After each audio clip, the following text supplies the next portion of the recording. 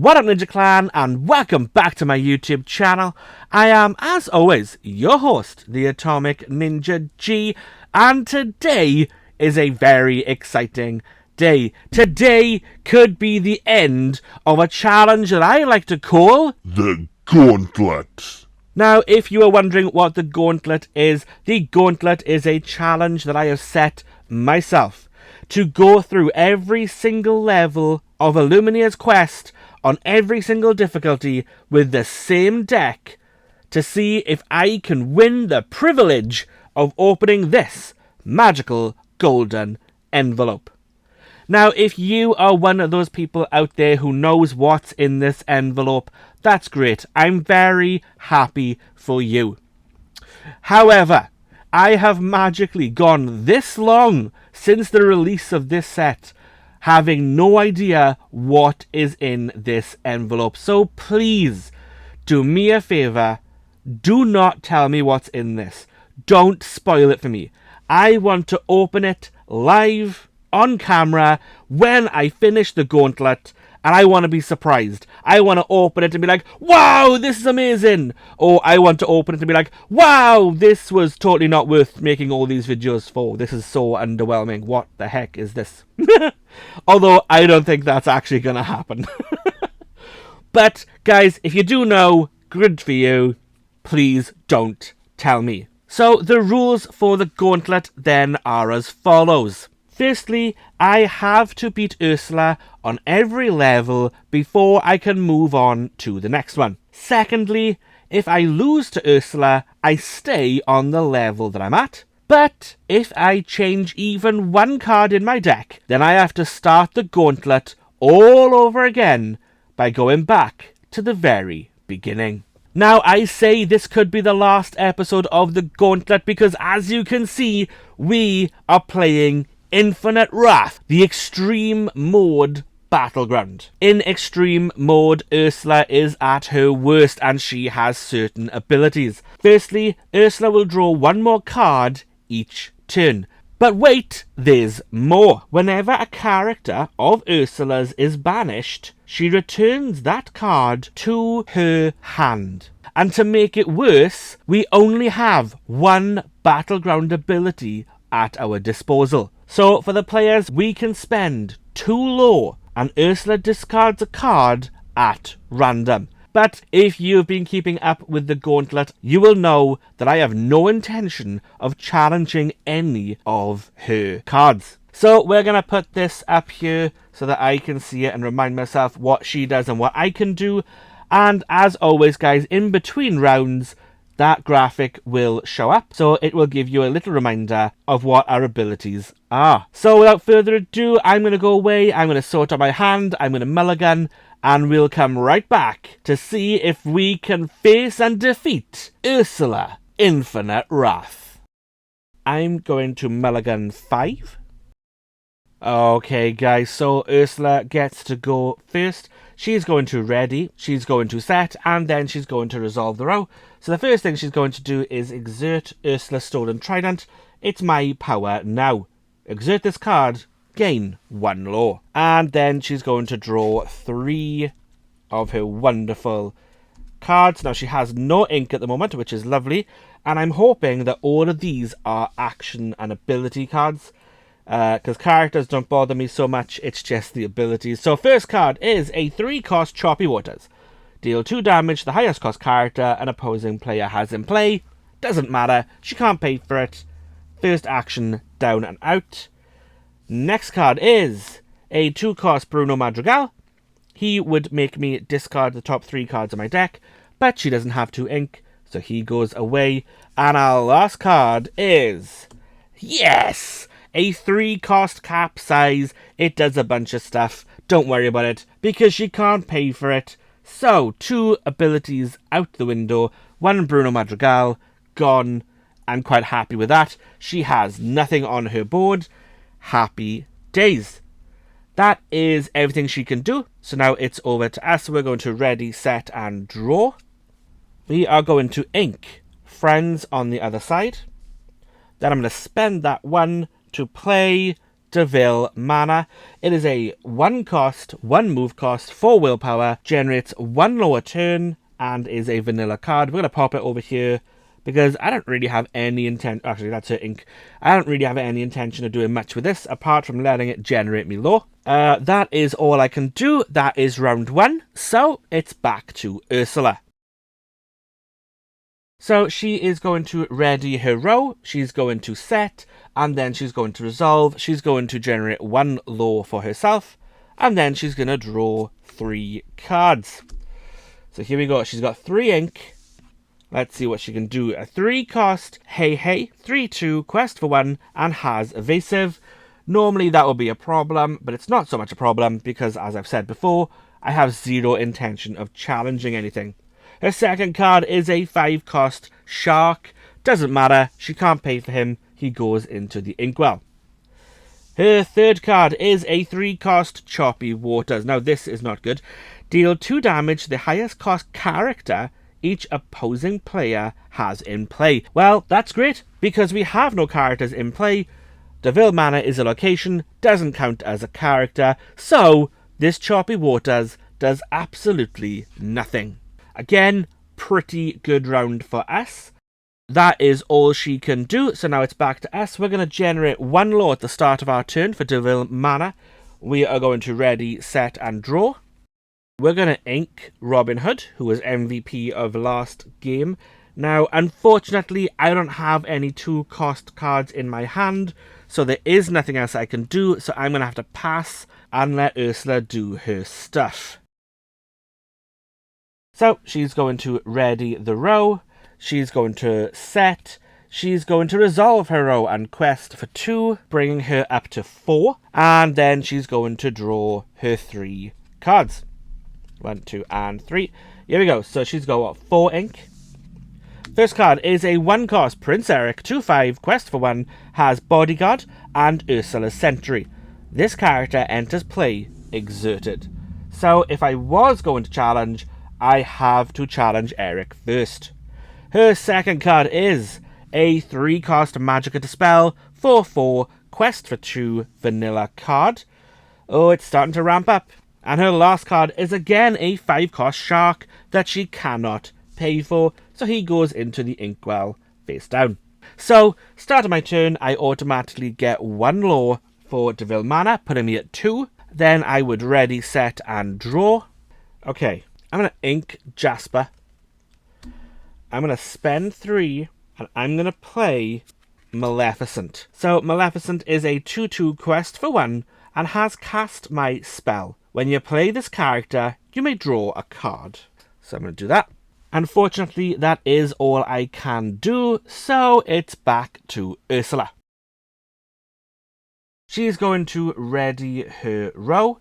She will set and do any start of turn abilities. She doesn't have any, so then she will resolve. So she will gain 1, 2, 3, 4, 5 lore, bringing her to 9. And then she's going to draw her 3 cards. So let's quick ink check here. She's got 1, 2, 3, 4, 5. So let's see what she's going to do. Oh, no. Only 1. Oh, a 5 cost Typhoon. Return all opposing exerted characters to the player's hand. That's fantastic. I don't have any exerted characters, so that is a waste of a card for her. And I think that's the only one she's got of Typhoon, so that's fantastic for me. Next card is a 6 cost Lightning Storm. Each player loses 3 lore. Doesn't matter, because she can't pay for it. It's going to be the 6th ink in her inkwell. And her last card is a 4 cost Flotsam. 5/5 quest for 2, Bodyguard, has Ursula's Sentry, comes in exerted. That is fine. Now then, it's our turn, so we're going to gain 1 lore automatically for Deville Mana, bringing me to 3. We're going to ready, set, and draw. Okay, I'm going to ink Cusco. Then I'm going to spend 4 to play the Queen's Castle. So the Queen's Castle is a 4 cost, 1 move cost, 7 willpower, generates 2 lore a turn, and has the ability using the mirror. At the start of your turn, for each character you have here, you may draw a card. So this card is the MVP of my locations. It is the big shot card. We're going to move that over here underneath Devil Mana, because nothing's going to go to Devil Mana. That's just its generate law. But I am going to move some things to there as soon as I'm able to. And then I will quest with Maleficent to bring me up to a grand total of 4. That is all I can do. So now it's back to Ursula. She's going to ready all of her row. She's going to set. She can't do anything. So then she's going to gain 1, 2, 3, 4, 5, 6, 7 law, bringing her to 16. That is a very uncomfortable number. And as I dwell on the uncomfortable 16, she's also going to draw her 3 cards. She's got 6 ink in the inkwell. Let's see what she can do. First card, 2 cost, Gaston. 2/4 quest for 1. Has positively primeval. When you play this character, deal 4 damage to the opposing character with the lowest cost. Well, isn't that just hunky-dory? So, Maleficent is not only the lowest cost character, she is the only character I have. She's going to take 4 damage. That's going to take her out. She is gone. That's very sad, but also okay, because she's only in the deck to draw me the extra card. So, I'm not so sad about that. The next card is... oh no! Oh no. The Hexwell Crown. Perks of power. Exert this card. Draw a card. So she's going to be drawing 4 cards next turn. Actually, she's on 16 law. She's going to be drawing 5 cards next turn. Her last card is a 5 cost Captain Hook. He's a 7/4 quest for 2 vanilla card. Oh, that Hexwell Crown is not good. I need me a wildcat. I don't have a wildcat in my hand. I desperately need a wildcat. Okie dokie. That's all she can do. So now it's on to my turn. I'm going to gain 1 law for Devil Mana and 2 for the Queen's Castle, bringing me to 7. I'm then going to ready, set, and draw. Okay, so I'm going to ink Jasper. I'm going to spend 4. And I'm going to play Fang. So Fang is a 4 cost, 2 move cost, willpower of 6, generates 2 law a turn, and has the ability surrounded by water. Characters gain ward and evasive while here. So one thing we do need to mention about ward here is that ward means that opponents can't choose them except to challenge. So if I had a character there with ward, Gaston's ability would not be able to target them because it targets one individual character specifically. But if we had like Tentacle Swipe, which is deal 1 damage to everything, ward would not actually stop that because it's not targeting an individual character, it's just doing general cheeky damage. But Fang is in this deck because of that 2 law generation. Now, what we're going to do is, I don't really think I'm going to send anything there, so I'm going to pop that on top of Devil Mana, just so that we know where it is. And that means just from these cards alone, we're going to be generating 5 law a turn, providing they stay in the game. Now, normally what I would do here is spend this one to send a character to Queen's Castle to get extra cards. Can't be doing that because I don't have any characters. And I don't have any 1-cost characters anyway, so that is everything I can do. It's back to Ursula. She's going to ready her row. She is then going to do a whole bunch of nonsense. So she's going to generate 1, 2, 3, 4, 5, 6, 7, 8 law, bringing her to 24. Then she's going to use the Hexwell Crown to get a card. She's now on 24, which means she's going to draw 4 this turn. But before she draws 4 cards, she's also going to quest for Captain Hook, bringing her to 26. Then she's going to draw 4 cards. Well, that would have been 3 and that would have been 4, so that's okay. This one's just really excited to be played. Okay, ink check. She's got 1, 2, 3, 4, 5, 6 ink. I'm going to move my stuff out of the way a little bit. Let's see what she's going to do. First card is a 0-cost Triton's Daughters. Not so bad. They're going to go off the board. You can't see them on camera anymore, but hopefully on the graphics up here somewhere, you'll still be able to see everything. Next card is another 5-cost Captain Hook, 7/4 quest for 2 vanilla card. Third card is another Triton's Daughters. Fourth card is... Ooh! Fortunate hit! Nice! The opposing players together choose one of your items and banish it. Now, I'm going to banish her Trident.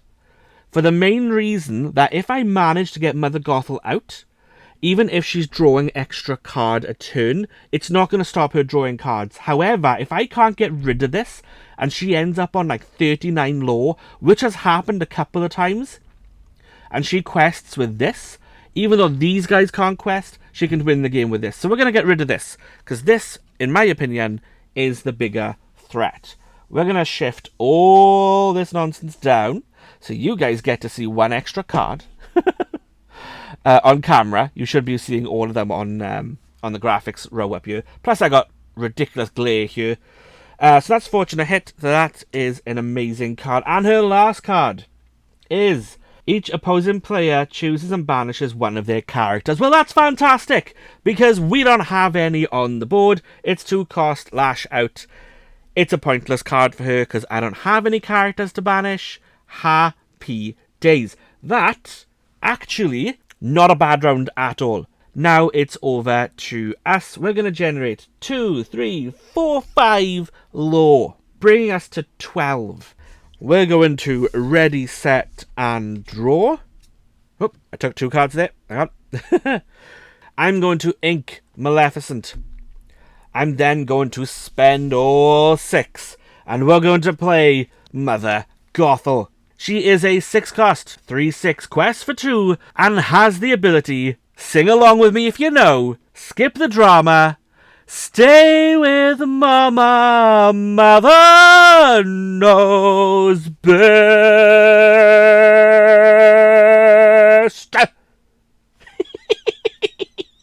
That genuinely might be the last time I get to do that, so I thought I'd go all out just for you guys.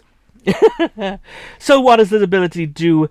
While this character is exerted, opposing characters can't quest. So, I say this every time, and every time I end up dying or something. All I need is for Mother Gothel to survive to next round, for her to quest, or for Ursula to exert her for me. It doesn't matter. She just has to be exerted, and then none of this matters apart from the Hexwell Crown. That is everything I can do. So now it's back to Ursula, and we're going to pray that we survive this next set of cards. She's going to ready her row, and then she's going to quest for a ridiculous amount. She's going to quest for 1, 2, 3, 4, 5, 6, 7. Then she's going to draw a card for the Hexwell Crown, and then she will quest for a further 1, 2, 3, 4, 5, 6, bringing her to 39. Oh, guys, you have no idea how glad I am I got rid of that stupid Trident. Oh, I should have counted her stuff before I started this turn. That was a complete surprise to me. She's got 1 lore before she wins. So this is it. This is the magic round. So here we go. 1, 2, 3, 4. 5 cards, guys. 5 cards. We've got, what? 1, 2, 3, 4, 5, 6 ink. All we need is for Mother Gothel to survive. Let's go. Banish all opposing characters, items, and locations with a cost of 2 or less. Mother Gothel is safe. Deville Manor has to go, but the Queen's Castle is also safe. So that is fine. We're good there. Okay. Next card. 2 cost Mad Hatter, 3/5 quest for 1 vanilla card. Not a problem. Third card is a 7 cost Minnie Mouse, 6/7 quest for 2, Confusing Presence. When you play this character, each opposing player loses 2 lore. She doesn't have 7 ink, so she goes into the inkwell as number 7. Next card is a 1 cost Prince Eric, 2/5 quest for 1 has Bodyguard, comes in exerted. Again, not a massive problem. Okay, last card is a 7-cost Jafar. For the second time this series, Jafar has reared his ugly Royal Vizier head. He's a 9/9 quest for 3 vanilla card. Now then, it's not good that we've lost Deville Manor. That is a bit rubbish because we're 1 law less. But Mother Gothel is still very much in play. So that is excellent. It is now my turn. We're going to generate 4 law, bringing us to 16. I'm legit 2 law short of winning the game. And the more we're going on, the more I am terrified that Tamatoa is going to come out. Because if Tamatoa comes out, those 2 are gone. She could potentially do 6 damage. Let's not stress about that. We're going to ready, set, and draw, because we get to do stuff first. Okay, I think obviously the first thing we're going to do is we're going to quest with Mother Gothel, bring us to 18. She's exerted, which means nothing can quest. The only thing Ursula can do now on her turn is get the extra card for Hexwell Crown. Even if she pulls the Ursula's contract, that's not going to take effect on her turn. I'll have a whole turn, and hopefully I will generate 2 law or get 2 law somehow, and then we're good. I don't need to generate extra cards right now, I don't think. So I'm going to risk it. I'm going to spend 3. And I'm going to play Belle. So Belle is an uninkable character, 3 cost, 2/4, quest for 1, but has the ability use your imagination. While an opponent has no cards in their hand, this card gets +2 law. So Ursula never has cards in her hand when it's my turn. Now, she could in Infinite Wrath, because whenever one of her characters gets banished, they return to her hand, and they would stay there until she reveals at the end of her thing. However, I'm not challenging anything, because Mother Gothel's on the board. I don't want to challenge anything. I don't want her to have cards in her hand, so she will always quest for 3. So, she is there as a buffer to quest for 3 in case something else disappears. And normally, again, what I would do is move something here to get extra card draw, which I might actually do. But first, I'm going to spend another 3 to play another Belle. So now, I'm hoping that I've got enough characters on the board that if I do have to soak up a bunch of damage, I'm going to be able to have one of these survive. That's all I need, is one of these cards to survive till next round. If it's one of these, we're automatically winning. If both of these disappear and one of these survives, we are golden. But what I am also going to do is ink Sorcerer's Tower. And then I'm going to spend that to move Mother Gothel to the Queen's Castle, just in case we need to draw an extra card next turn. That is everything I can do. It's a big turn. It all comes down now to what Ursula does next. So she is going to ready everything. Then she's going to do start of turn abilities. She doesn't have any. Then she's going to resolve her row. According to the rules, if Ursula's characters cannot challenge, then they must quest. If they cannot quest, then they just can't do anything. So they're going to exert and not gain 1, 2, 3, 4, 5, 6, 7 law. She is going to be able to draw a card. Now, you remember earlier on when I banished the Trident and I was like, hey, because I've had games where I've got like not a lot of law and she's got 39. If that Trident was still there, Mother Gothel wouldn't affect it and she would have won the game. But she doesn't because the Trident isn't there. Hardy, hardy, ha. Then she's not going to gain another 2, 3, 4, 5, 6, 7, 8, 9, 10, 11. Good grief. Then she is going to draw another 4 cards. And this is what it all is coming down to. These 5 cards. Quick ink check. 1, 2, 3, 4, 5, 6, 7. 7 ink. 5 cards. 1 law. Here we go. I'm so nervous. Card number 1 is a 3-cost capsize. If you have 6 or less ink, put the top 3 cards of your deck into your inkwell face down. Unfortunately, she has 7. If you have 7 or more, Each opposing player chooses and banishes one of their characters.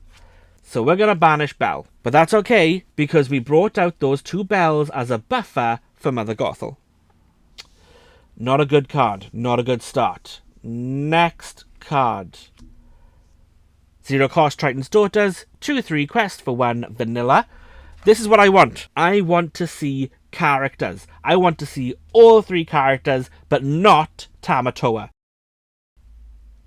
3rd card. 2 cost Jetsam. 5/3 quest for 1. Ursula has great power. When you play this character, deal 1 damage to each opposing character. Okay, that's okay, because Belle still has 3 health, and Mother Gothel has a whopping 5 health left. Okay, 4th card is... a 6 cost Honor. 5/6 quest for 2 has Evasive. And here we are, guys. Last card. Even if it's Tamatoa, we have won the game. This is it. We've won. She cannot stop me now. I genuinely do not think she can do anything to stop me. Last card is Entangling Magic. Each opposing player discards a card, then put this card into your inkwell face down. Well, Ursula, it's been fun. Let me just take a look at my hand. I have to discard a card from my hand. That's right. I've had 3 of these in my hand, and they're all uninkable. That's in the inkwell. She now has 8 ink, and I have the board. So, are you ready, guys? On extreme mode, Infinite Wrath. The first time I have played this on camera, I've played this off camera a couple of times and lost very quickly and very badly. But for the first time on camera, let's go! I'm gonna give it to Queen's Castle, because Queen's Castle over this series has done so much for me. We are going to generate 1, 2. That brings us to 20, and that wins us the game. Yes! Oh my days! Okay. Oh. Alrighty, Roo. I cannot believe that just happened. Oh my days. I'll tell you what, that fortunate hit really was a fortunate hit indeed. If we hadn't have drawn fortunate hit, we wouldn't have been able to get rid of that trident. Wildcat in this game, nowhere to be seen. He is my item removal guy. He isn't anywhere. Just of interest, we would have drawn 2 this turn. We'd have got a Flynn Rider and we'd have got a Daisy Duck. Wow, where is Wildcat? Daisy, good. Oh wow, a lot of daisies coming up. Where on earth is Wildcat? Is Wildcat even in the deck still? Oh my... There he is! There's our first Wildcat forever away. Good grief.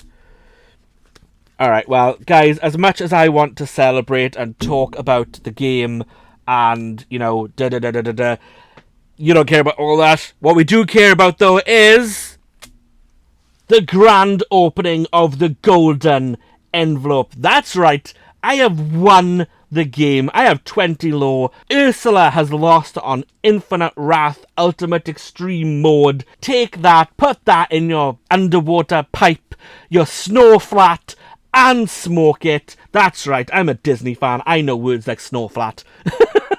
Okay, let's open this baby up. Let's take a look at what it says. Only the victors shall unseal this packet and claim the prize within, or this treasure becomes property of Sea Witch Ursula for all eternity. Well, Ursula, you can suck on my big toe because I have won. Guys, if you don't know what's in this... Actually, okay. Just really, really quickly, because I have said every single time, don't tell me what's in here, etc., etc. If you were going to the Gauntlet, I'm about to open this. So if you don't want to know what is in this packet, thank you very much for joining me. You have been awesome. Thank you so, so much. I hope that you get to open this soon. If you are playing along with the Gauntlet, when you have, let me know. Please, if you know what it is, and I'm about to find out what it is, don't tell people in the comments what it is. Feel free to congratulate me. Feel free to talk loosely about the card. Don't spoil it for other people in case they don't know. If they are doing their own gauntlet, if you are doing the gauntlet and you have to leave the video now, thank you so much for following this series. But you need to leave the video right now. This is your final warning. If you don't know what this is and you don't want to know, go now. Okay. Right. Oh, this is huge. This is a monumental moment. Okay, so do you know what we're going to learn? We're going to learn that this is a player card. This is not an Ursula card. I thought it was going to be an Ursula card, and it's not. It's a player card, and I know that because Ursula's cards have these gold backs, where the player's cards have these. So this is something for me, not for Ursula's deck, and I'm quite surprised by that. So, for the first time on this channel, let's find out what this is. It is a foil, very pretty, 6 cost, uninkable, half Hexwell crown. An unexpected find. Exert, pay 2 ink, draw a card. Okay? A perilous power. Exert it, spend 2 ink, discard a card, exert chosen character. Wow, okay.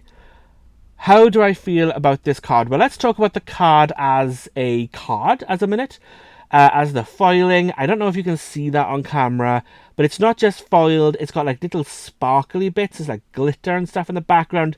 This is a nice card. I like it. It is for the Amethyst ink, which makes sense because I think all of Ursula's cards, for the most part, are Amethyst. And I'm using an Amethyst deck, so I quite like the fact that that fits in quite well. It's a rare... Oh! I've just noticed something. It is card number 223 of 204 in set 5, which means this is going to be coming out in the next set, which comes out in about a week's time, I think, if this video goes out on the day it's supposed to go out. So, yeah, the next set comes out next week. It's Shimmering Skies. I keep getting it confused with Shining Fates, so you'll have to excuse me. What do I think of the ability? I like to exert things to get things. I don't know about paying 2 ink to draw a card. It's a 6 cost uninkable, right? So it's a late game card. It is minimum turn 6. So, yeah, okay. Yeah, I guess by turn 6 you could be playing this. Turn 7, you could be in a position, like my turn 7, I played 2 bells. I could have played this turn 7, exerting 2 to draw a card. It's good. I don't mind that. Spending 2 to discard a card to exert a chosen character. I think against Ursula, this could be a pretty decent card. Would I play it against a real person? Maybe, if I had more than one. It's a rare card, so at some point everyone's going to... I mean, most people will probably draw one of these in their packs for the next set. Yeah, I like it. Do I think it was worth being the card that was mysteriously in the envelope? Yeah, I do. I think I like this card enough that this was all worth it. I love the treatment it's got. It's a foil. You're not going to get this kind of foil from set 5. You're going to get, if you do draw one of these and it's a foil card, I don't think you're going to get the sparkles behind it. You're not going to get the special Ursula's background behind it. You're going to get the generic foil, and it's a rare, so the odds of you getting it in foil are lower than getting like commons and uncommons in foil. So yeah, I like this card. I like this card a lot. I'm very happy with this. I'm very happy with this result. This, guys, has been an amazing series. Thank you so much for joining me and sticking around and commenting and letting me know what you're thinking on YouTube and on our Facebook page as well. Guys, thank you so much for joining me. If this is the first time you've been watching the Gauntlet, spoilers, I won. But if you want to go back and watch the other episodes, here are the thumbnails on screen so you know what to look for. Go back and take a look at those. I also have another video talking about this deck and how I specifically designed it to take on Ursula on extreme mode and hopefully beat her, which it did. Go check out that video. It gives you a deep dive into this deck, what's in it, what's not in it, and why. And it gives us a deep dive into Ursula's deck as well. And while you're there, guys, if you enjoyed this video, do me a huge favour, give it a like, give it a nice thumbs up. I can't bend my hand properly that way. There you go. Click that subscribe button. Click that notification bell so you never miss another video. Just because I've got the Hexwell crown, or the half Hexwell crown now, and we have opened this envelope, does not mean I'm going to stop playing the Illumineer's Quest Deep Trouble. I'm not going to stop taking on Ursula. I really enjoy the Illumineer's Quest as a game mode, and as somebody who doesn't always get to play with other people. This is fantastic. I absolutely love this product. I absolutely 1000% recommend that you go out and buy this. It is incredible. I love it. Ravensburger, on the off chance that you're watching, this is fantastic. Please bring out more of these things, even if it's once a year, even if it's always like the third set or fourth set in the line. Please bring out more of these. I can't tell you enough how much I love this product. Guys, that is going to be it for me for today. Thank you so much for joining me. I have been the victorious Atomic Ninja G. You guys, as always, have been utterly and completely awesome. And this has been round 5 of Disney Lorcana Illumineer's Quest, The Gauntlet.